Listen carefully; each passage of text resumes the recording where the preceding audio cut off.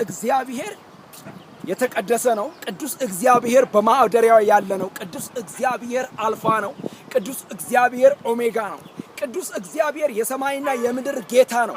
ቅዱስ እግዚአብሔር በምህረቱ ባለጠጋ ነው። ቅዱስ እግዚአብሔር ያለና የነበረ ለዘላለም የሚኖር ነው። መጽሐፍ ቅዱስ እንደሚናገረው ጌታ ለዘላለም ይባረክ። እግዚአብሔር ቅዱስ ነው። ስለዚህ እንዲህ ይላል፣ ልጆቼ ተቀደሱ ይላል እግዚአብሔር። እግዚአብሔር አምላክ ከሚቀደሰው ጋር ቅዱስ ነው። እግዚአብሔር አምላክ ከሚረክሰው ጋር አይተባበርም። እግዚአብሔር አምላክ ኃጢአትን ይጠላል፣ ኃጢአተኛውን ይወዳል።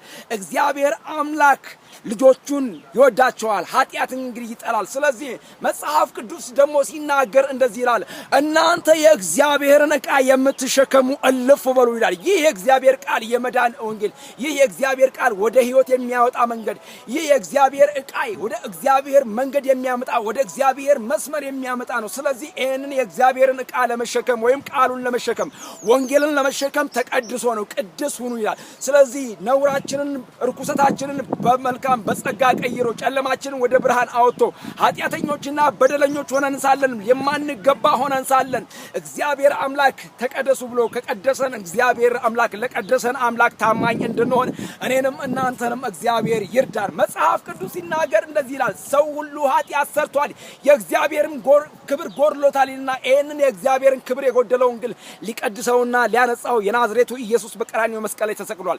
ስለዚህ መዳን በሌላ በማንም የለም። እንድንበት ዘንድ ለሰዎች ሁሉ የተሰጠ ስም ኢየሱስ ክርስቶስ ነው።